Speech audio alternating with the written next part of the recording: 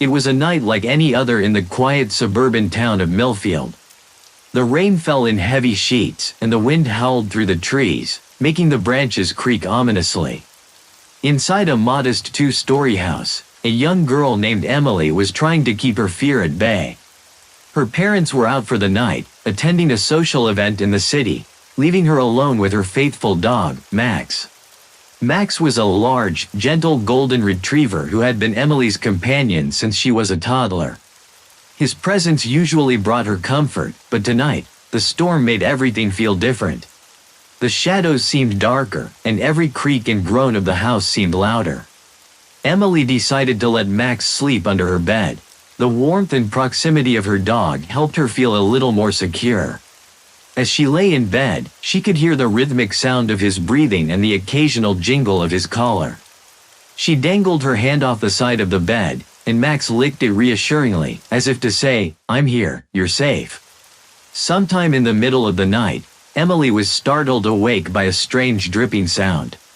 At first, she thought it might be the rain, but it had a distinct rhythm, unlike the random pitter-patter of raindrops. She sat up in bed, her heart pounding, and listened intently. The sound seemed to be coming from somewhere inside the house. Reluctantly, she got out of bed and tiptoed through the dark hallway. The house was eerily quiet, except for the persistent dripping. She checked the kitchen, the living room, and the bathroom, but found nothing out of the ordinary. Frustrated and a little more frightened, she returned to her room, where Max greeted her with a soft whimper. "It's okay, Max," she whispered, more to reassure herself than her dog. She climbed back into bed and once again let her hand dangle off the side, feeling the comforting lick of Max's tongue. The dripping sound continued, and Emily's unease grew. She tossed and turned, unable to shake the feeling that something was terribly wrong. Finally, she decided to check the bathroom again, certain that she had missed something. This time, as she approached the bathroom door, the dripping sound grew louder. She pushed the door open slowly, her eyes widening in horror at the sight before her. Max was hanging from the shower rod, his lifeless body swaying gently. Blood dripped steadily from his throat, pooling on the tiled floor below. Emily's scream caught in her throat as she saw the note taped to the mirror. Written in a jagged, almost childlike script, it read, "Humans can lick too." Panic surged through her, and she fled the bathroom, her heart pounding in her chest. She stumbled down the stairs and out the front door, the rain soaking her pajamas as she ran to a neighbor's house for help. The police arrived quickly, their flashing lights casting eerie shadows on the rain-slicked streets. Emily was taken to the station, where she was questioned about the events of the night. Her parents, devastated and horrified, rushed back from the city as soon as they received the call. The investigation revealed no signs of forced entry, and no fingerprints were found, other than Emily's and her family's. The police were baffled, and the case remained unsolved. Emily's family moved away from Millfield shortly after, unable to bear the memories of that night. Emily tried to move on with her life, but the trauma of that night stayed with her.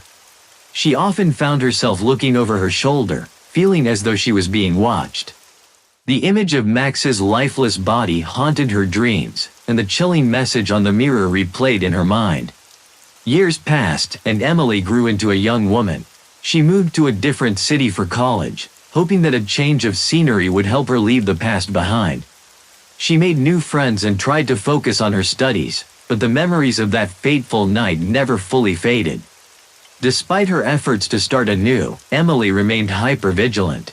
She double-checked locks, avoided being alone in her apartment at night, and carried a can of pepper spray with her at all times. Her friends noticed her nervous habits but respected her privacy, never pressing her for details about her past. One evening, Emily was studying in her apartment when she heard a faint dripping sound.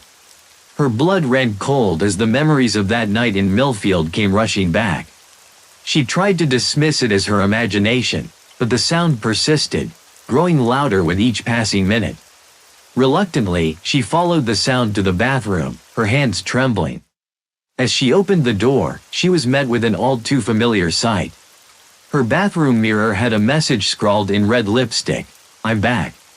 Emily's scream echoed through the apartment as she backed away from the bathroom, her mind racing. She grabbed her phone and called the police, her voice shaking as she explained the situation. The officers arrived quickly, but once again, they found no signs of forced entry or evidence of an intruder. Determined to find answers, Emily began researching similar cases of home invasions and threatening messages. She discovered that her experience was not unique.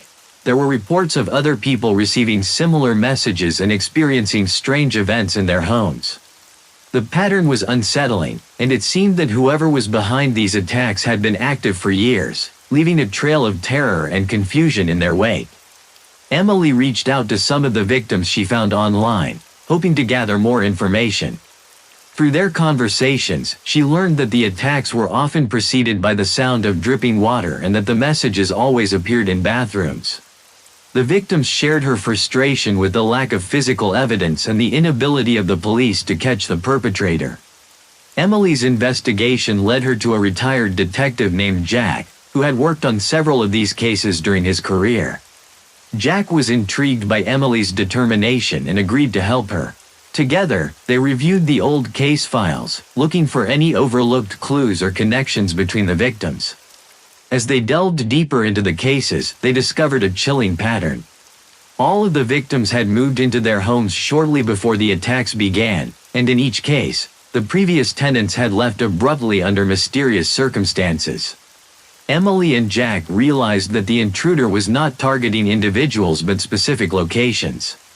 With this new understanding, Emily and Jack set a trap.